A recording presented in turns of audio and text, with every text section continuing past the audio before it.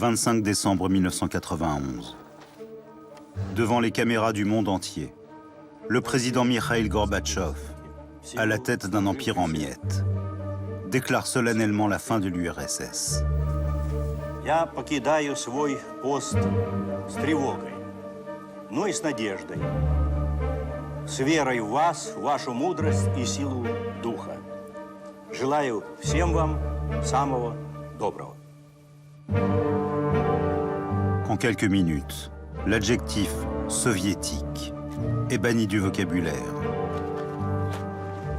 Avec lui disparaît le bloc communiste qui a fracturé le monde d'après-guerre, mais aussi l'armée rouge, la grande armée soviétique, qui avait forgé sa légende en remportant la victoire contre le nazisme.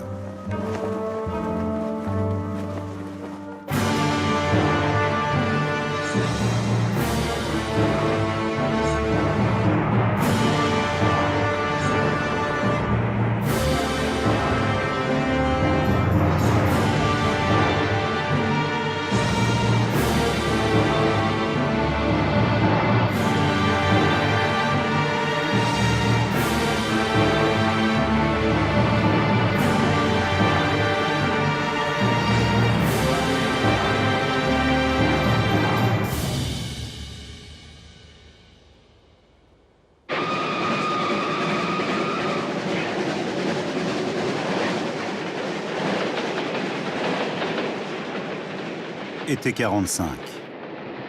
Des trains bondés quadrillent le territoire de l'URSS au lendemain de la Seconde Guerre mondiale. Près de 9 millions de soldats rentrent au pays. Anatoly Guénatoline était l'un d'entre eux. Nous sommes partis en guerre, gamins de 17-18 ans, sans premier amour dans nos cœurs pour traverser ce cauchemar. Nous n'avons pas eu d'adolescence ni de jeunesse. Tous, nous sommes revenus mutilés. L'armée rouge a gagné la Grande Guerre patriotique. Ses soldats s'attendent à être accueillis en héros. Mais sur ce territoire dévasté, où 25 millions de personnes n'ont plus de toit, leurs espoirs sont douchés. L'aide promise par la propagande est dérisoire. Les emplois difficiles à trouver. Les invalides de guerre n'ont d'autre choix que de s'adonner au marché noir ou à la mendicité.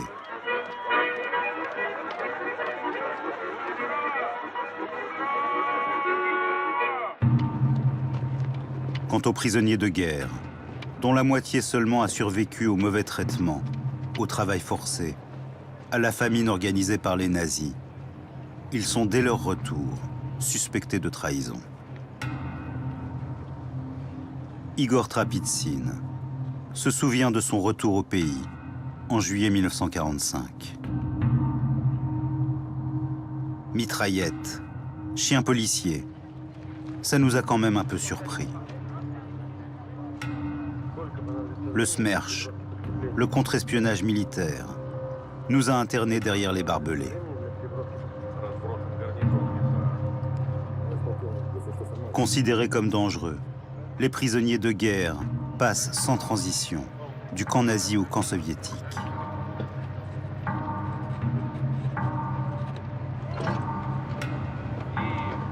Les autres sont condamnés aux unités disciplinaires de l'armée rouge ou transférés dans les bataillons de reconstruction, tout aussi harassants.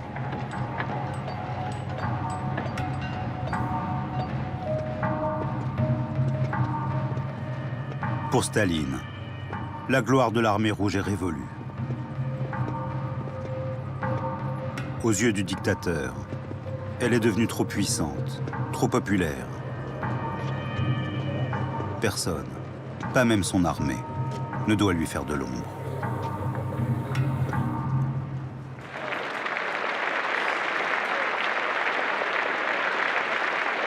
À partir du 24 décembre 1947, une série de mesures bat en brèche l'héritage glorieux de l'armée rouge. Le 9 mai, jour de la victoire sur le nazisme, ne sera plus férié. Les allocations attribuées aux vétérans médaillés sont supprimées. Le maréchal Zhukov, le héros de Stalingrad, est tombé en disgrâce au lendemain du conflit mondial.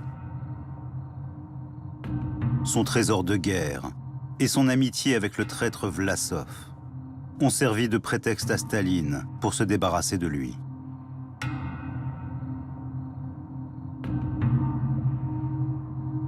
Le général Vlasov, passé à l'ennemi pendant la guerre, est condamné pour haute trahison et pendu en 1946.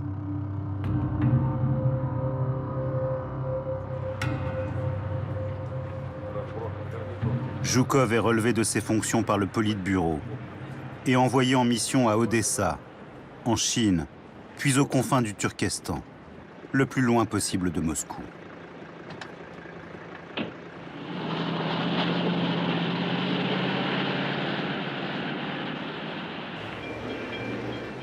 En 1949, Staline ordonne de débarrasser les villes du RSS de leurs mendiants et grands mutilés de guerre. C'est le dernier clou planté dans le cercueil de l'armée rouge. Tous, avec nos décorations et nos médailles, nous sommes devenus des lavettes, des chiffons avec lesquels on pouvait laver le plancher, témoigne Grigory Pomerantz, engagé volontaire dans l'armée rouge pour défendre Moscou à l'automne 1941. Le pouvoir nous disait « Vous imaginez être quelqu'un ? Eh bien non, vous êtes des héros. »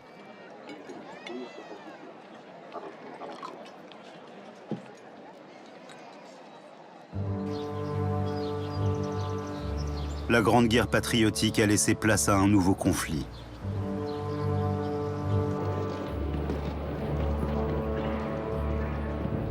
La conférence de Potsdam, en juillet 1945, a réuni Staline, le Britannique Churchill et le président américain Truman. Censée jeter les bases de l'après-guerre, elle n'a fait qu'entériner l'affrontement inévitable des deux systèmes en présence. Communistes et capitalistes sont désormais face à face.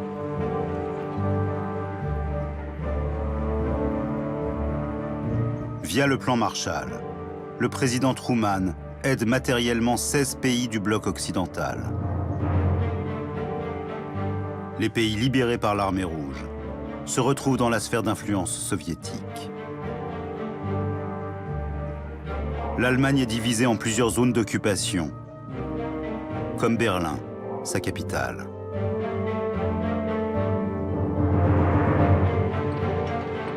Suite au blocus d'1 an mené par Staline pour asphyxier Berlin, la partition de l'Allemagne est actée, de même que celle de l'Europe. L'opposition Est-Ouest se matérialise par un rideau de fer qui fracture le continent. Le monde est entré de plein pied dans la guerre froide.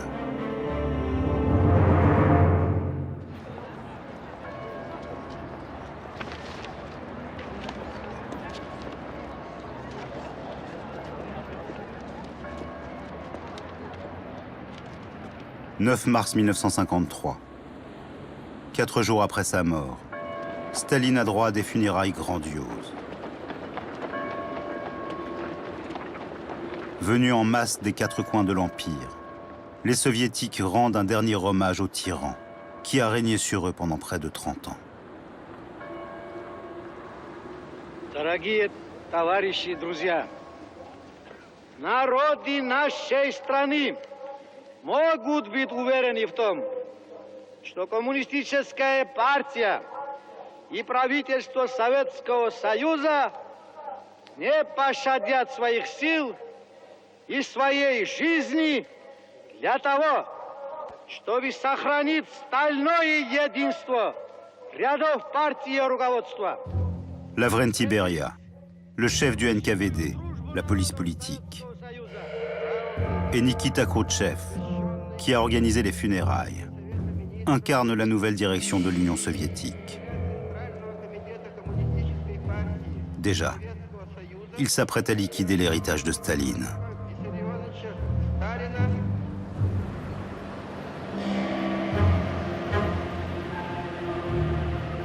Le maréchal Zhoukov, tiré de son exil dans l'Oural, est rappelé à Moscou.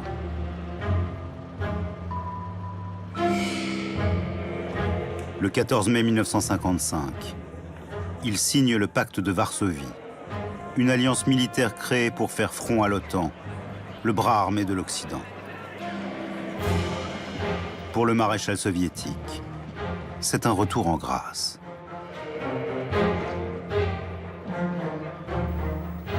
Nommé ministre de la Défense par Khrouchtchev, il s'emploie à réhabiliter le souvenir de la Grande Guerre patriotique.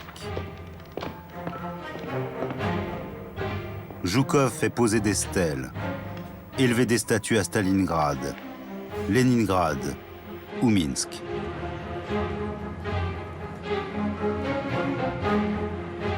Dès le jardin d'enfants, on vivait dans une sorte de célébration perpétuelle de la guerre, se rappelle un habitant de Minsk.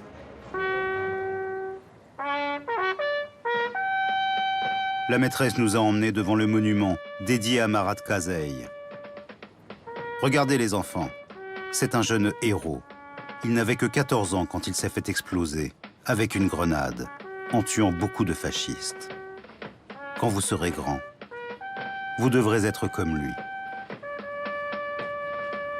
J'étais sûr de m'engager dans l'armée dès que j'aurais fini mes études secondaires, conclut-il. Les vétérans invités à témoigner en salle de classe créent des vocations.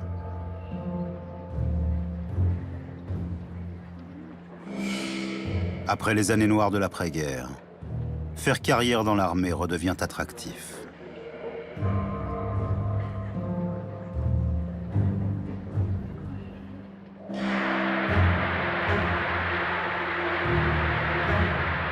Le 25 février 1956, au 20e congrès du PCUS, Khrouchtchev, qui s'est emparé du pouvoir, officialise la déstalinisation en divulguant son rapport secret sur les crimes de Staline. Il y condamne aussi le culte de la personnalité et annonce la libération des prisonniers de guerre incarcérés. 1,5 million de ces vétérans voient rétablir leur allocation, supprimée 10 ans plus tôt par Staline.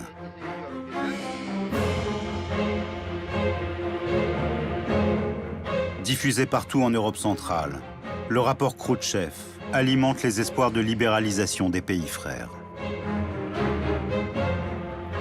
Dès le 28 juin 1956, des émeutes éclatent en Pologne. Elles se propagent rapidement en Hongrie, où les manifestants réclament l'indépendance et la démocratie. Khrouchtchev et Zhoukov envoient l'armée rouge mater l'insurrection.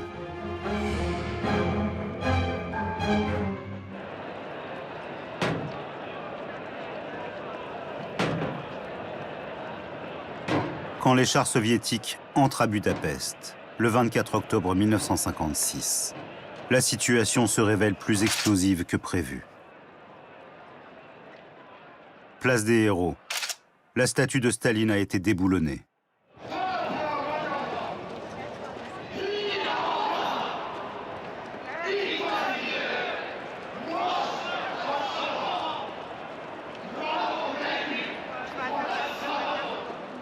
La veille, la police politique a tiré sur les étudiants.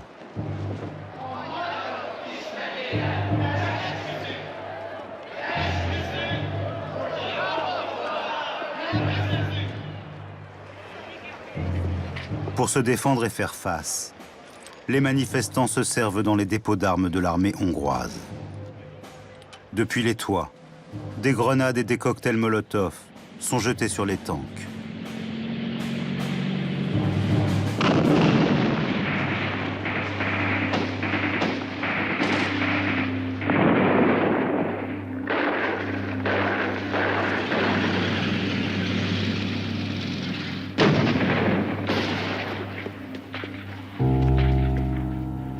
Les soldats sont débordés.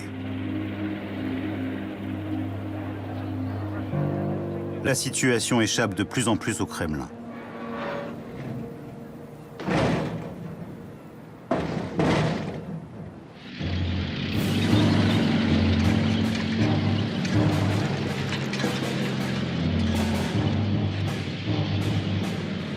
Le 4 novembre, ce ne sont pas moins de 2500 blindés soviétiques qui envahissent Budapest. Les directives de Zhukov sont sans équivoque. Nettoyer la canaille, désarmer la contre-révolution. Si nous quittons la Hongrie, déclare Khrouchtchev, les impérialistes américains, britanniques et français percevront cela comme une faiblesse de notre part et partiront à l'offensive. Nous n'avons pas le choix.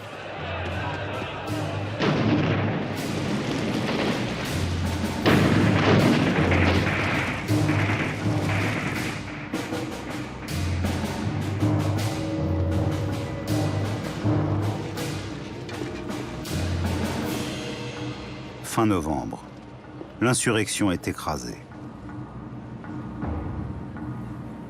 Les chiffres officiels déclarent 2500 victimes côté hongrois, plus de 19 000 blessés et 10 000 arrestations. À la faveur du chaos, 180 000 personnes se sont enfuies à l'ouest.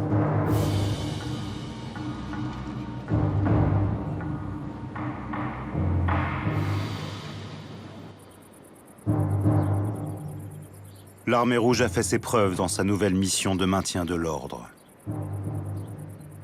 C'est le moment pour Zhukov de professionnaliser son armée. Les soldats ne seront plus réquisitionnés pour les travaux agricoles ou toute autre tâche qui ne relève pas de leur fonction. Dans le même temps, Zhukov réduit drastiquement les effectifs. En l'espace de 2 ans, l'armée rouge passe de 5 à 3 millions d'hommes. Ses équipements et son armement sont modernisés pour concurrencer l'arsenal américain.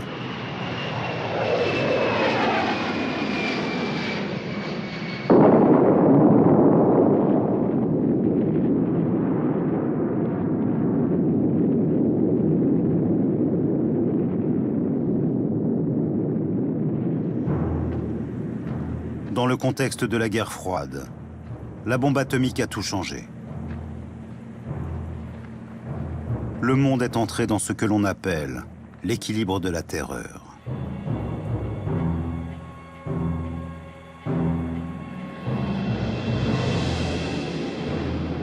Conçu dès 1949 par des scientifiques nazis dans les laboratoires du NKVD, l'arme nucléaire ne doit pas échapper au contrôle de l'armée. Zhukov obtient de superviser ce secteur en pleine expansion. Les États-Unis ont déjà produit plus de 3000 ogives nucléaires, quand l'URSS n'en compte guère plus de 300.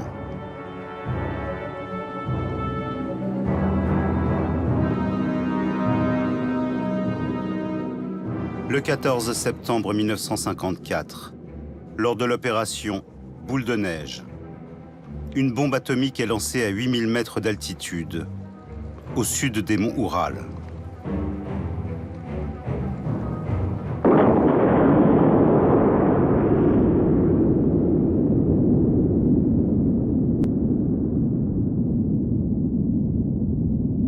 Zhukov observe l'essai nucléaire à 10 km de l'explosion, qui souffle les casquettes des observateurs. L'irradiation des soldats et des populations environnantes demeure aujourd'hui encore un sujet tabou.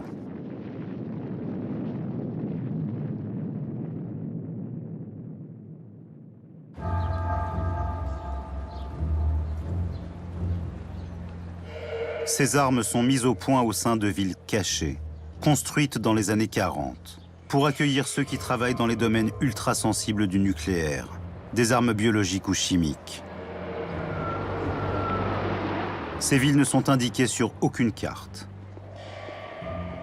Les militaires et les scientifiques qui y vivent sont sous la surveillance constante du KGB, le nouveau nom du NKVD, la police politique. Un scientifique qui a vécu dans l'une de ces villes préfère évoquer les avantages dont il bénéficie.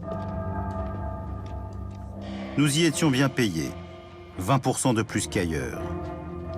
Et nous pouvions acheter des choses auxquelles le reste du pays n'avait pas accès. Dans nos magasins, on trouvait des saucisses, une denrée rare en Union soviétique.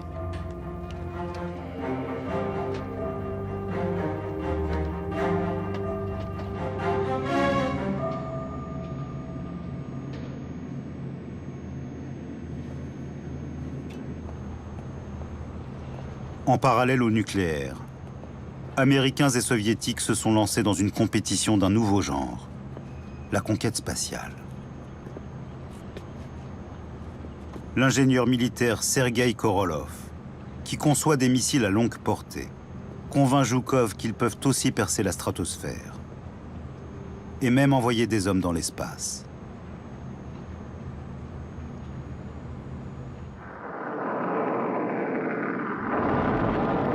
Le programme spatial est placé sous l'autorité de l'Armée rouge.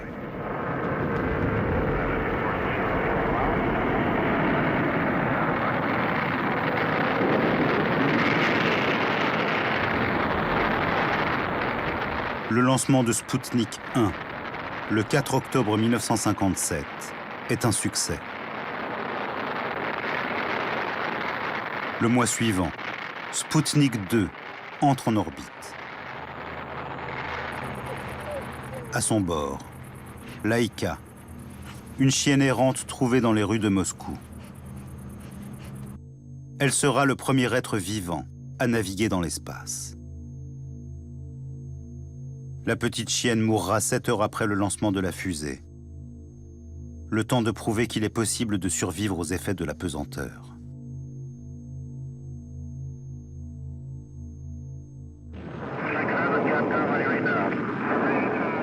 Dans la compétition qui les oppose à l'URSS, les États-Unis sont loin derrière.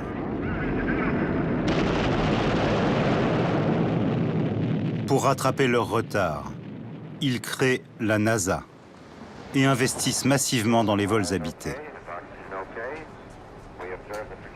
Entre 1957 et 1961, les États-Unis multiplieront par 7 le budget de l'agence spatiale, jusqu'à talonner les Soviétiques. Mais là encore, ils sont coiffés au poteau par l'Armée rouge.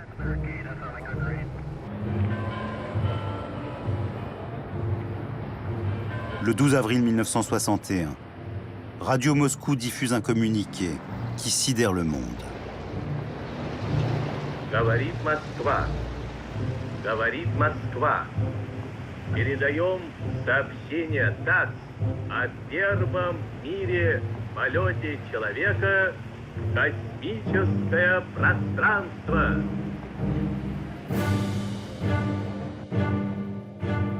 Yuri Gagarin, un militaire de 27 ans, tourne en orbite à la vitesse de 28 260 km à l'heure. L'ingénieur Korolev a supervisé la préparation du vol.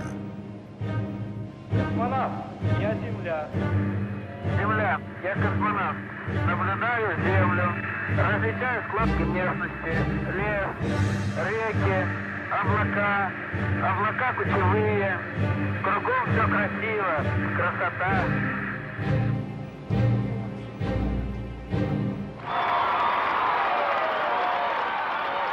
Après 2 heures de vol, Gagarine est de retour sur Terre. En une journée, il est devenu une légende.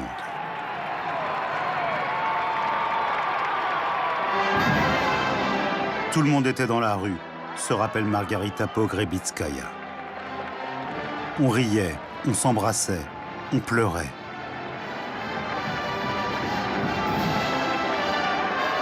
Svetlana Alexeyevitch se souvient de la réaction de son père. Il s'était mis à croire dans le communisme. Grâce à Gagarine, nous étions les premiers.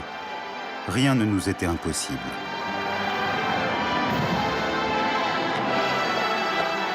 Ce triomphe est avant tout celui de Sergueï Korolev, l'ingénieur en charge du programme spatial. Mais aux yeux du monde, c'est celui de Khrouchtchev.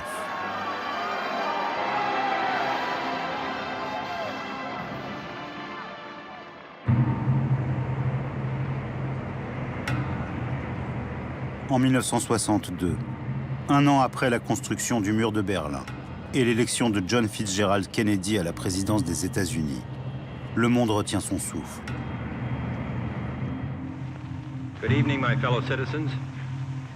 This government, as promised, has maintained the closest surveillance of the Soviet military buildup on the island of Cuba. La crise des missiles à Cuba est à deux doigts de jeter les deux superpuissances dans une guerre atomique.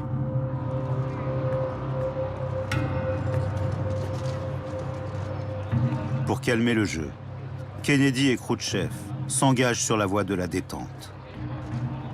La diplomatie permet de renouer le dialogue. Pour autant, les États-Unis et l'URSS continueront de se faire la guerre par pays interposés. Au Vietnam, au Moyen-Orient, en Amérique latine.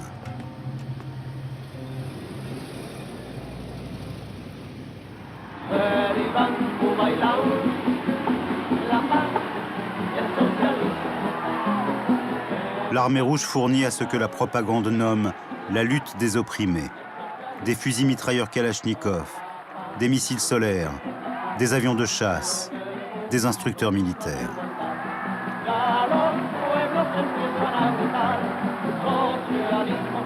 La jeunesse soviétique se passionne pour l'internationalisme, particulièrement Cuba et sa révolution castriste.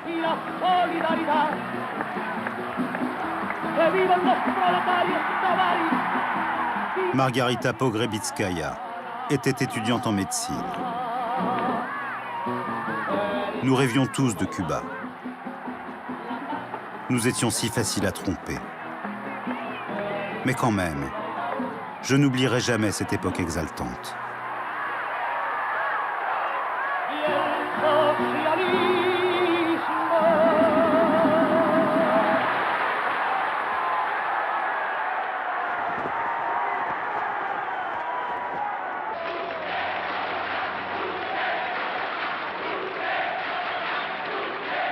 Les rêves de liberté portés par les damnés de la terre reviennent comme un boomerang dans le giron de Moscou. En Tchécoslovaquie, le printemps de Prague défie le Kremlin. Alexandre Dubček, le premier secrétaire du PC local, promeut un socialisme à visage humain.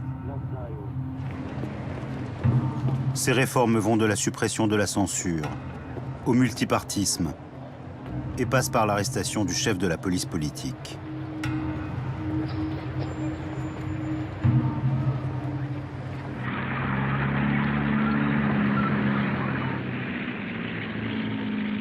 L'histoire se répète. Dans la nuit du 20 au 21 août 1968, 300 000 soldats du pacte de Varsovie, dont une majorité de soviétiques, envahissent la Tchécoslovaquie.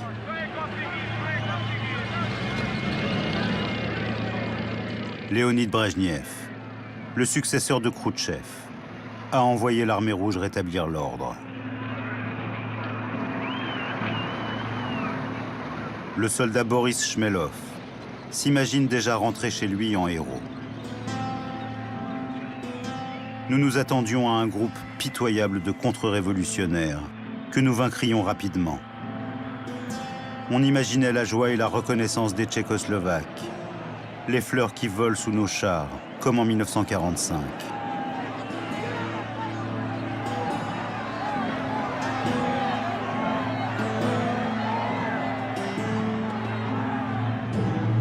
Les tankistes ne se doutaient pas que les Tchèques approuvaient massivement les réformes de Dubček. L'incompréhension est totale. Les visages des gens dans les rues se sont durcis, se souvient le soldat Chmelov. « Que venez-vous faire ici ?» ont-ils demandé, en examinant notre équipement. « Vaincre la contre-révolution. Mais regardez, nous vivons heureux ici, et il n'y a pas de contre-révolution. » Le dialogue de sourds se répète à chaque carrefour, sur chaque blindé.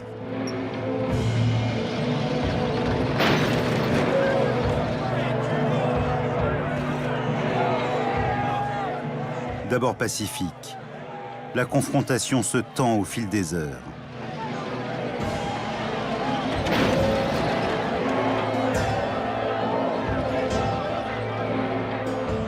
Les manifestants se postent devant le bâtiment de la radio publique, qui continue à dénoncer l'invasion.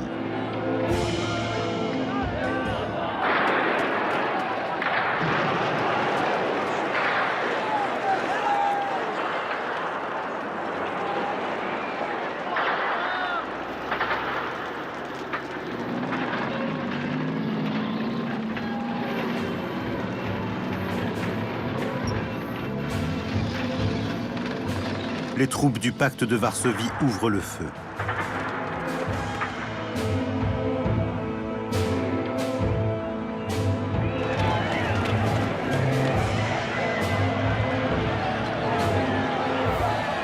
Loin de calmer le jeu, ce coup de force réarme la détermination des Pragois, qui recouvrent les noms de rues de peinture blanche pour désorienter les envahisseurs.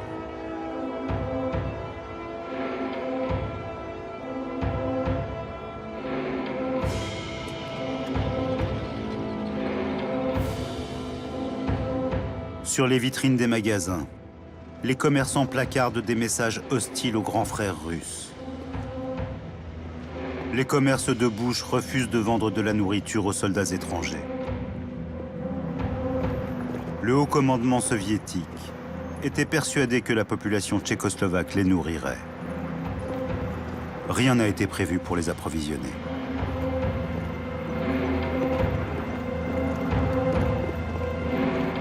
Le 22 août, mis sous pression par Brejnev, Dubček capitule. Le printemps de Prague a vécu.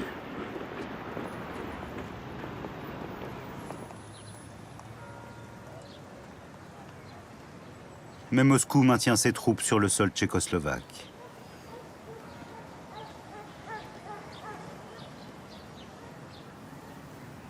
L'armée rouge est déboussolée. Certains officiers sont convaincus que les manifestants étaient manipulés par l'Occident et que l'armée soviétique a empêché la Troisième Guerre mondiale. D'autres pensent que la répression de Prague entache la réputation de l'armée rouge et risque d'entraîner de nouvelles secousses.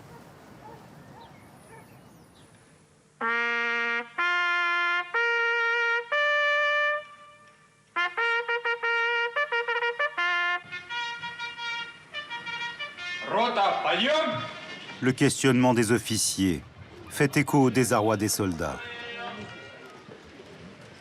La recherche et le développement de l'arsenal militaire absorbent une part de plus en plus importante du budget de la défense, au détriment de leurs conditions de vie. Dans les casernes surpeuplées, chaque soldat dispose de moins de 2 mètres carrés, lit compris.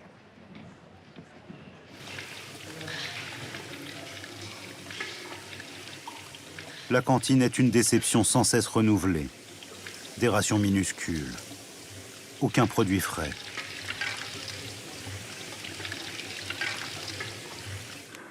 Отбой. А как горит спичка, вы должны отбиться. Le harcèlement est le lot quotidien des jeunes recrues. Le réalisateur Alexei Khanyutin en rendra compte dans un documentaire saisissant. Жегусов, тебя майор Хомутов неужели не научил быстро отбиваться, а? Я смотри, дам тебе лишнее. Сверя! А почему ты не успеваешь? Чего ты успеваешь? Бегом! 5 секунд тебе, понял, да? За все силы бежишь. Куда? К оружейной комнате, куда? Там, блядь, там пиздец, ебут, понял, да? И ты туда бежишь, понял? Бегом! 5 секунд. Марш! 1, 2, 3, 4, 5. Ко мне! Сука. Это что, штаны падают, да? А, штаны падают. La violence, le racket, le viol se généralisent dans les casernes. Le racisme s'y manifeste avec la plus grande brutalité. А почему ты не успеваешь, а? L'écrasante majorité des officiers sont russes. Les autres nationalités sont cantonnées aux échelons subalternes.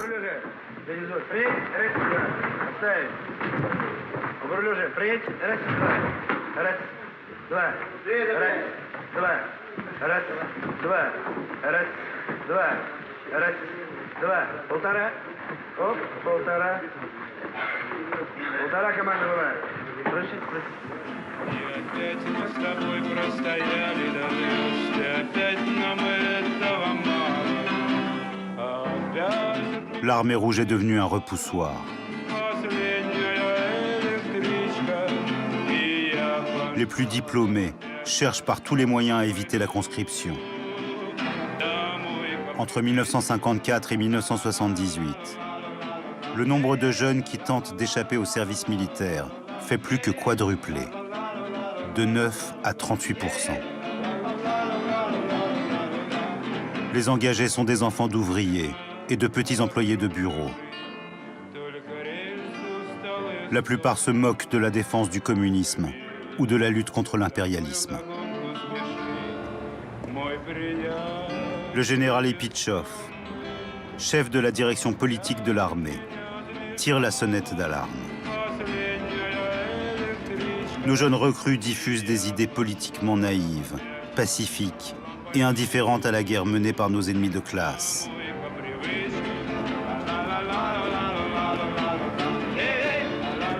Les idéaux de la révolution bolchevique et de la Grande Guerre patriotique semblent bien loin.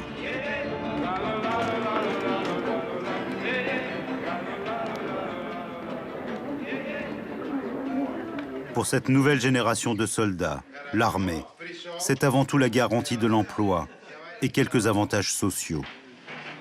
Le salaire régulier, le logement de fonction, un bouclier contre la crise économique qui s'installe.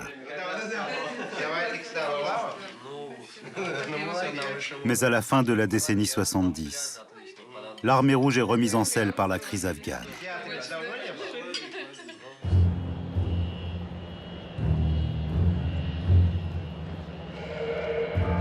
Nour Mohamed Taraki, le président afghan au pouvoir depuis 1978, est soutenu par l'URSS.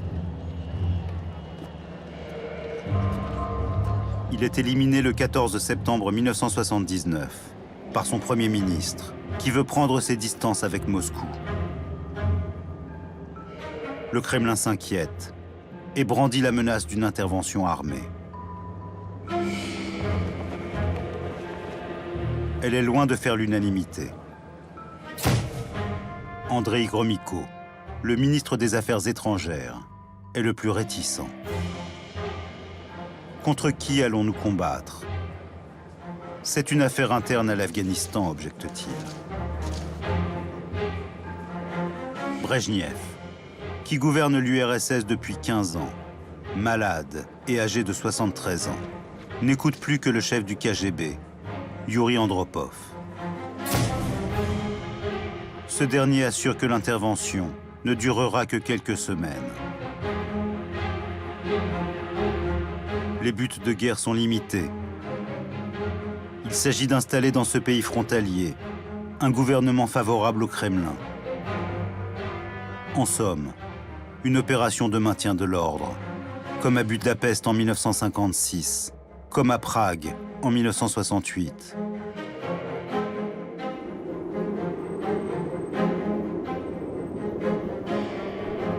Le 24 décembre 1979, les 2 premières divisions aéroportées de l'opération Prague atterrissent à Kaboul. Elles exécutent le président autoproclamé et prennent le contrôle des aéroports du pays. 3 jours plus tard, 20 000 hommes équipés d'armes lourdes s'emparent de Kaboul et d'autres villes afghanes. Le Kremlin installe au pouvoir un gouvernement qui lui est favorable et impose ses conseillers à tous les niveaux de l'État.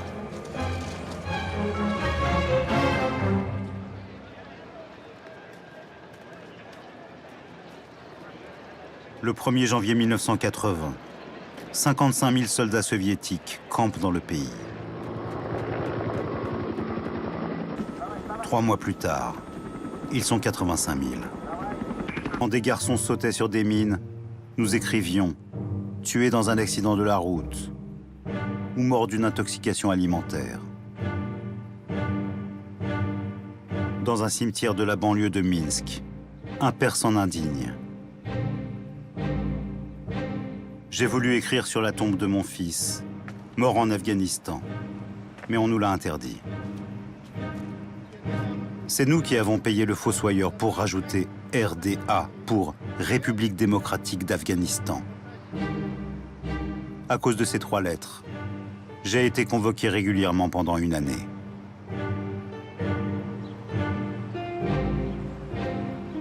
Dans le même cimetière, une mère fait effacer l'épitaphe officielle de la tombe de son fils pour y faire inscrire « Au nom de quoi ?» La guerre s'éternise.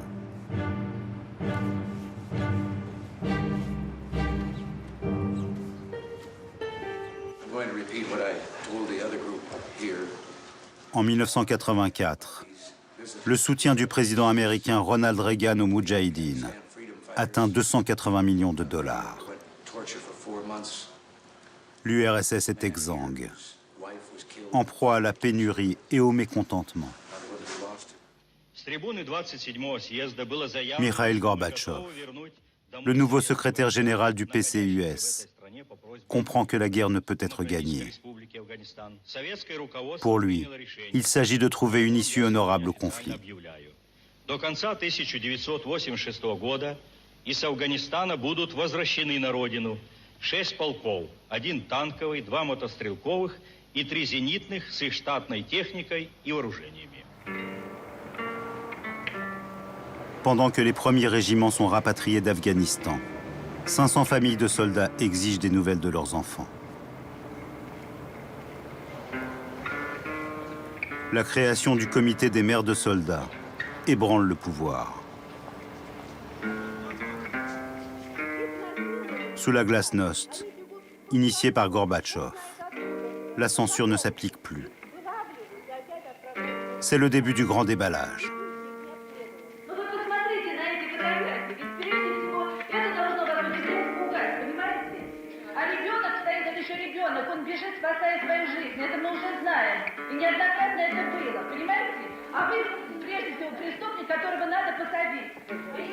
Les silences de l'État, les erreurs stratégiques, les maltraitances, le racisme, les viols. Tout ce qui gangrène l'armée se retrouve sur la place publique.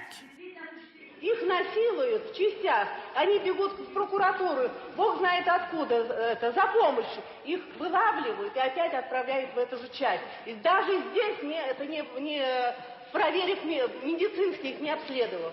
Подонки гладкие сидят рожи. А я буду фашисты. обрадовали, сделали какие-то душегубы. Похлебку хлебать вас прежде. Никаких вам детей не давайте матери. Я последнюю не отдам вам сына. Мне он лежит один.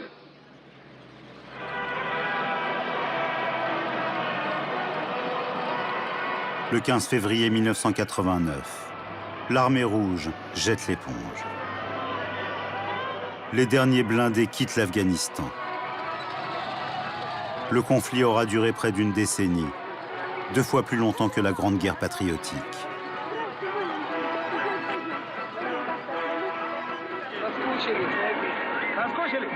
Дома кто ждет? Мать, братья, сестры. А девушка есть? Девушка есть.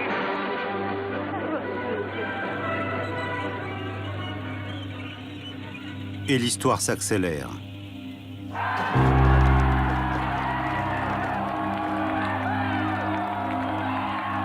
Le 9 novembre 1989, la chute du mur de Berlin a ouvert la voie à la réunification allemande.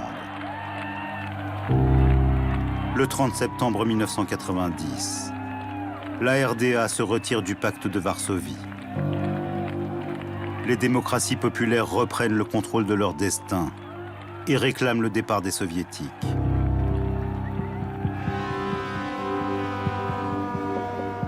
Plus de 650 000 militaires rentrent avec leurs familles en URSS. La puissance continentale de la Russie soviétique n'est plus. Le plus grand pays du monde est un château de cartes près de s'effondrer. Et l'armée rouge avec lui.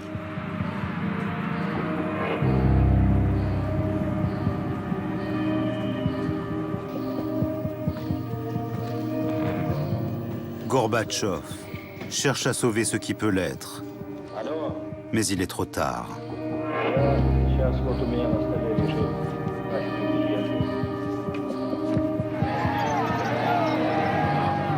Au mois d'août 1991, soutenus par le KGB, des officiers de l'armée rouge qui refusent la disparition de l'URSS tentent un coup de force à Moscou.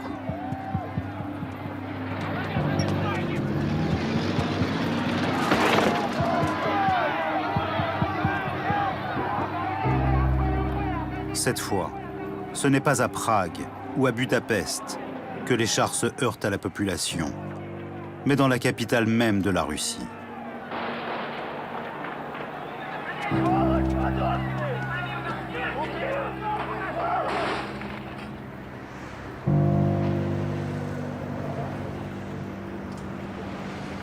Boris Yeltsin, qui a pris la tête de l'opposition à Gorbatchev, fait barrage au putsch des militaires.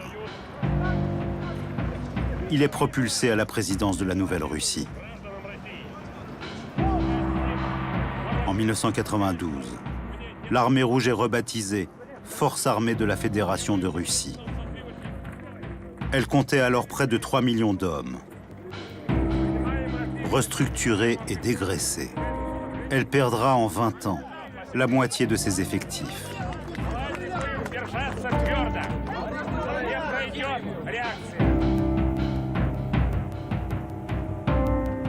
Vladimir Poutine, qui prend le pouvoir le 26 mars 2000, poursuit les transformations engagées par son prédécesseur.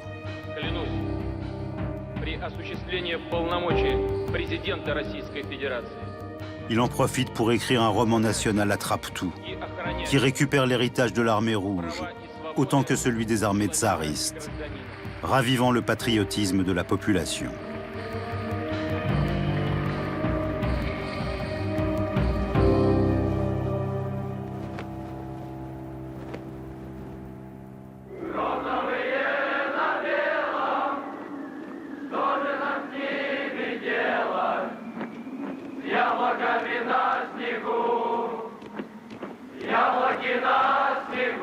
L'armée rouge a disparu dans la modernité post-soviétique. Mais elle a été élevée au rang de mythe fondateur. De ceux qui racontent l'héroïsme d'un peuple et le destin d'une nation. Cette Russie éternelle qui aura survécu à toutes les tragédies de l'histoire.